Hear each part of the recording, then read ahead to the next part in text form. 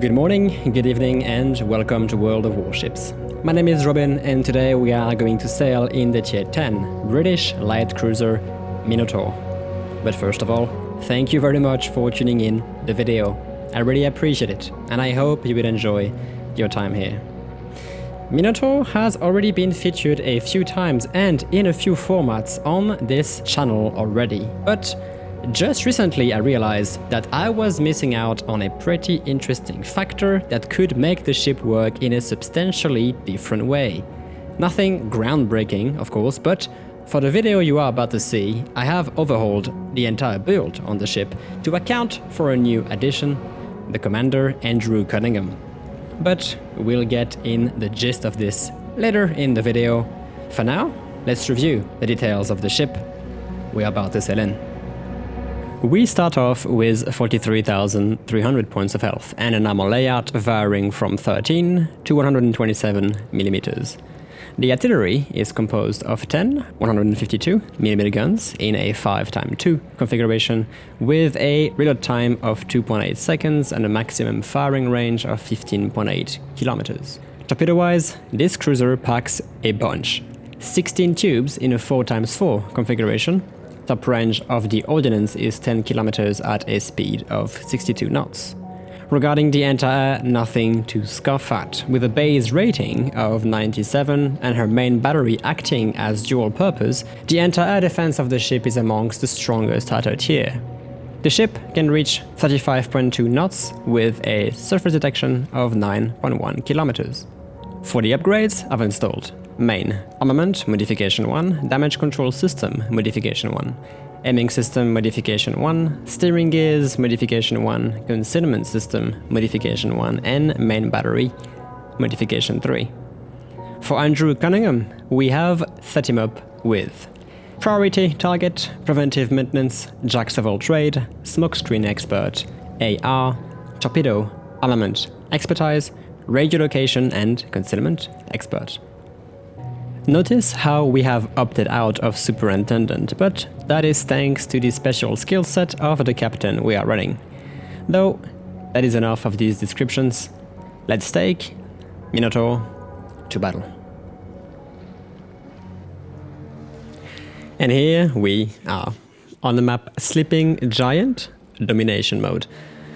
Before we get on with this commentary, I'd like to have a bit of an intermittence. Just recently, the channel has reached 30,000 subscribers, something that I really was looking forward to. And while there's not a lot I can do except celebrate, I just wanted to remind you, the viewers, that you play a major part in this adventure by watching, sharing, and commenting on the videos. So once again, cheers to all of you, and let's hope we can keep on growing the channel. But back to the battle at hand. We got ourselves a southwest spawn near Objective Alpha. The matchmaking is composed of Tier 8, 9 and 10, with only 2 destroyers and a Tier 10 CV on each team. A midway for the enemy and for us a Manfred von Richthofen. The plan, or at least what I expect to work on this side, granted we do not have a destroyer able to spot for us yet, is to make a push on the island at Eco 1 and hold our grounds here, blocking the path down the objective while our battleships hopefully stay to support. I have pinged our Z-23 and asked for assistance. While I can use the island as cover, it is better if we also have a reliable source of spotting.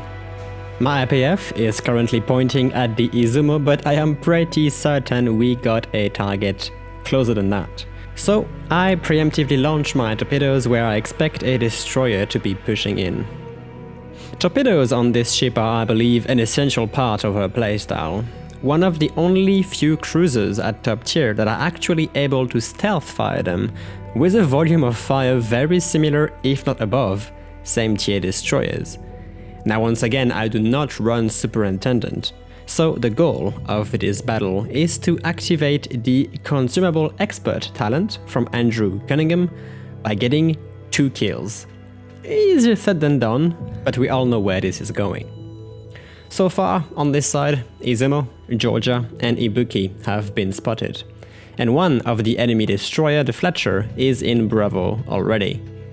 I have a feeling that the enemy team isn't interested on this side after all. My initial expectation of having at least one enemy destroyer here is fading away, and this might turn into a chase battle, at least early on. So, with that in mind, and after waiting just a bit more to make sure we don't have any more ships in the area, I am going to break out of cover and head for the objective. I am also informing my teammates by chat, so that our battleships do not engage in a mindless flank that would just put them out of position for too long. This is often a mistake a lot of teams can make when a flank is completely open.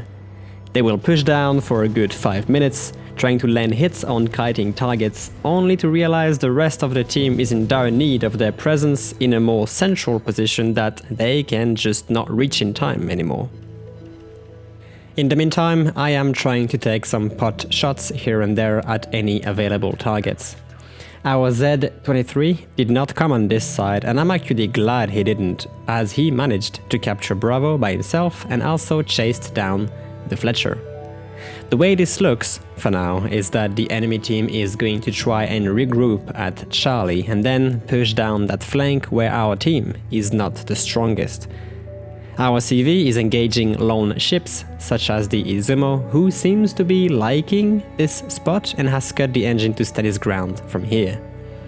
This could be a bit of a problem, but I would say more of a delay, since Bravo isn't in need of defending just yet. On the downside, we already lost 2 ships, one of our destroyers included, and I'm a little concerned about the position of our Z-23, as he really does not have an escape route from his position. Though until we closed more distance, there's not a lot we can do to help.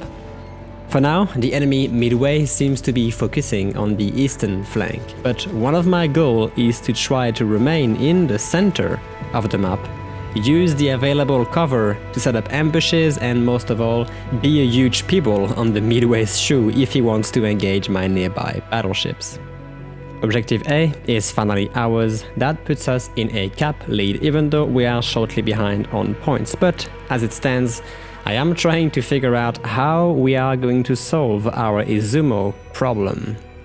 If he remains here, he is actively preventing the rest of our battleships and cruisers at A from flanking the enemy team, which we want to do. So in my book, he is priority number 1. We have no radar in the area, so I decide to lay down my smoke as I creep forward to get a torpedo angle on the Japanese battleships. Now I have to be careful. I am concealed, but the Izumo is well within my smoke firing penalty, so I can only use my torpedoes until he's either back off behind the island or 5.6 kilometers away, though he is now pushing forward, and I'm trying to be as patient as possible with my torpedoes. I wait until the Izumo stabilizes his course and speed, and I launch my torpedoes in a sequential fashion. Now, even if I thought I'd given enough lead on the torpedoes, we almost messed that up. Thankfully, 7 out of 8 torpedoes connect, and that is just enough to get the kill with a devastating strike. 1 down, and we can assume that the eastern flank is completely clear now. Though, for 2 ships sunk on the enemy team, 4 of ours got destroyed in return, with our last destroyer going with them. And while we cleared the eastern flank, the only ships remaining on the west are a pretty much doomed Pommern and a fleeing Henry IV. Firing from my smoke now, I have maneuvered to put myself in a kiting position already. I am slightly concerned about the location of the enemy Moskva, but she seems to be far enough away from now, so she can't use her radar on me. Although we have an attempt from the enemy Tirpitz to flank our push from the north, and I cannot allow that. He will be facing our friendly Massachusetts as well, but the faster he is dealt with, the safer the rest of our team in the center will be. Though, before I go and help our Massachusetts against Tirpitz, I need to make sure I will not be crossfired by the enemy Goliath that has tucked in behind the island group in our direct right. I am pinging my team to make them aware of the threat, even though I'm pretty confident they all want her down as well. Our FDG is going to be the main attraction of the enemy team from now, I'm sure, and I am glad to see he is willing to tank the damage while we help him out. Tirpitz seems to have second guesses about that push now, so we can focus our attention on Goliath, and there she is.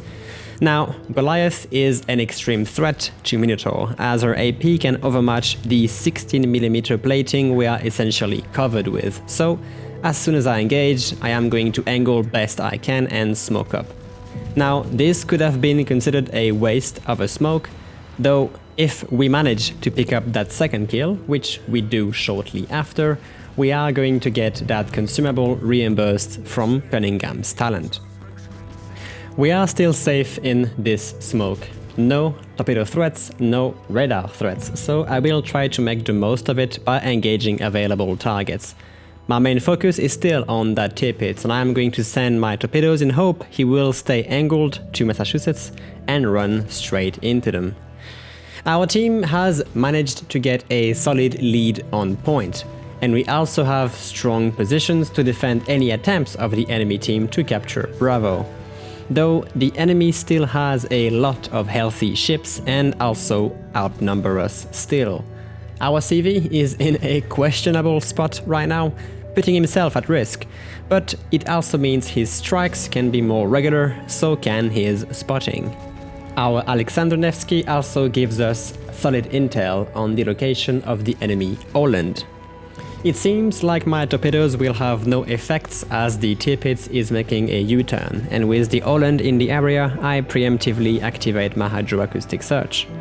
Enemy Georgia is making a dash down the objective, and I'm trying to punish her for that, though she gets a clear angle on our Russian light cruiser and takes him out in one well-placed salvo.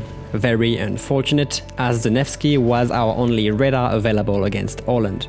Our smoke is about to go, so it's time to plan our next move. I am checking up on our Massachusetts only to realize he is actually going to lose the engagement against Tirpitz.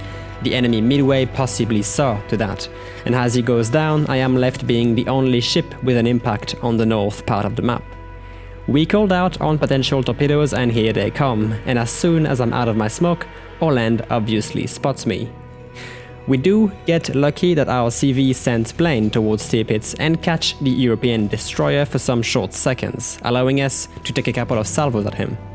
Enemy Midway is also coming in with torpedo bombers, nothing we cannot repel, but we still have to dodge his drops. Questionable move from the Overhauled to engage us again shortly after. This possibly means he has more torpedoes coming our way, and as we narrowly avoid the first drop by the enemy Midway, all the while trying to finish off the very low HP Tirpitz in between, we have to be wary of a new contender, a full HP enemy Montana. It looks like Midway is going to get a torpedo in. And I realize I am in a dangerous crossfire. Tirpitz on the left, Montana front, an incoming salvo from the right by Georgia. It's high time we smoke up again. We cannot afford to take any more risks, as our team is down to only 4 ships versus 7 on the enemy side. The Georgia is paying the price for her push, and even though she is tucked in close to an island, she is the only target we can engage for now. Destroying her could give us an opening on the sea cap, but with the Hindenburg and Overhauled still in the area, it is highly unlikely we can get the cap at all. Georgia finally goes down, and I am now left in a very delicate situation.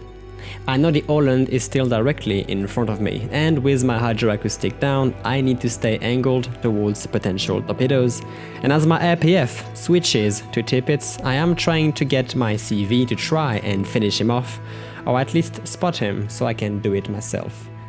Incoming torpedoes again, we are in a good spot to dodge, and I see that the Tirpitz is shooting. The goal from now on is to reverse on the edge of my smoke, so that if Tirpitz shoots again, we will be able to spot him thanks to the reversed smoke firing penalty and take him out once and for all. Luckily for us, that is exactly what is going to happen. Tirpitz managed to heal back, but he is in the middle of a left-hand turn, showing us his broadside, and with the DPM of Minotaur, 14k HP can go away very shortly.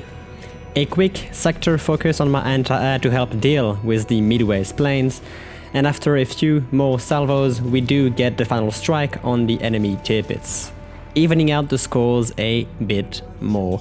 Unfortunately, our friendly CV goes down. He still has a squadron of rocket planes up though, and they are going to be quite crucial for the next minutes if he managed to keep them flying. Technically, we still have the advantage on both positions and caps, and the enemy still has to make a move on us if they want to win that game. My new threat though is now the enemy Montana, and while he is in no position to threaten the caps, he is creating yet another crossfire. A few pot shots on the Midway, he is in shooting distances but still too far away from me to make any significant damage. 20 seconds left on my smoke's cooldown, and my goal is to now annoy the Montana enough so that he does not focus on any of our battleships who already have tanked a fair bit of damage. Though to my surprise, enemy Midway is going to send his torpedo bombers my way, and while I was maneuvering to keep the island between Montana and I, all the while getting torpedo angles, I found myself completely vulnerable to the drop. And by looking at it, we will have to tank a fair bit of damage now. I deploy my smoke in reverse not to give the Montana any chances to shoot me, and well, that's going to be at least 5 torpedoes here, effectively removing around half the HP we had. We can heal a bunch, but that was still a very nasty strike that we could have avoided if we'd been slightly more careful. On the bright side, our CV is also recognizing that the Montana is an important target, and it's providing some crucial spotting we wouldn't have otherwise. I am trying to get a firing solution for my torpedoes, and I am going to wait for the Montana to take a committed turn before launching them sequentially.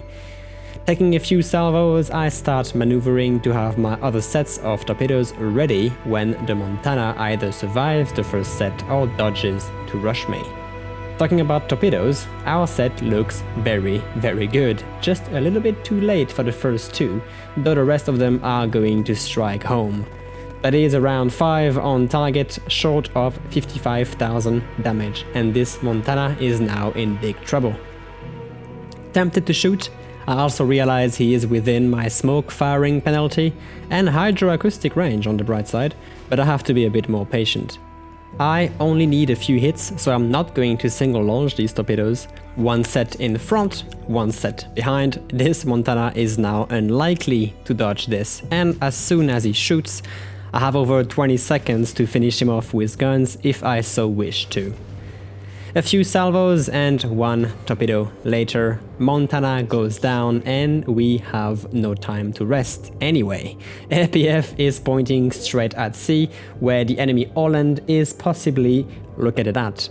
I am once again trying to get the CP on sending planes that way. Though his time is up, the last squadron he managed to keep flying is now gone. Though we are going to get a glimpse of Holland anyway, as he is spotted by our friendly Montana, though we are not going to get accurate enough shots to finish him off, and he gets to cover just as our Montana goes down, making this game a 2 versus 4. Somehow, the enemy team still has a full HP Bismarck that, well, I'm not entirely sure what he did the entire game, but he is persona non grata, especially at this late point of the game. Though we are close to 1000 points, a few more minutes and this could be a win, though I am out of smoke and it seems our Montana got shot from the right by the Hindenburg, meaning she could be flanking south. And this is where I make a questionable decision. In my head, if I manage to kill the enemy Holland and try to brawl the Bismarck with the help of our FDG, we can win the game by point sooner than the remaining timer. I somewhat also prefer to fight a Bismarck than a Hindenburg, so I set my course straight for my RPF. And here we go. Bismarck is up, and instead of showing bow on, I angle my belt armor to good effect. We only take minimal damage and it's time to act. My RPF is still showing right, meaning Holland is much closer than the Bismarck already is. I am going to set up for a tight torpedo strike and angle straight back in. Bismarck only has his front guns, so I should be able to lock out 1 more salvos, but Holland is caught. We instantly turn our guns, and after a few salvos we take the destroyer out. This is going to boost us up to 1000 points and our team gets the victory. A few things before we showcase the scoreboard. Yes, I was greedy for the Kraken. Yes, this could have turned out completely differently and Bismarck could have erased me. Yes, that was a reckless move that some beardy old wise man could define as winning too hard. But in the end, we managed to keep the game afloat with the priceless help of some of our teammates. 310,000 points of damage dealt, around 13,000 XP earned and 800,000 credits gained. We achieved Confederate, Devastating Strike, Dreadnought, Kraken Unleashed and High Caliber out of 482 shells, 13 torpedoes and 3 floodings, sinking 5 ships and capturing 1 base in the process. 2800 base XP, I will settle for this amount any days, shortly followed by our FDG that managed to survive in the center for a very long time. And then our CV that was supporting with great spotting and target prioritization. Overall, a very solid display, I hope, but above it, Cunningham came in handy by redirecting commander points to other useful skills and giving us a free superintendent that also came in handy as we used all of our smokes and most of our heals on Hydro. And on this, the episode comes to an end. Thank you very much for watching all the way through. If you liked the video, give it a thumbs up. If you disliked it, thumbs down, but stay tuned anyway. As always, there is more content to come about World of Warships. Until then, you have a good one, and you take it easy.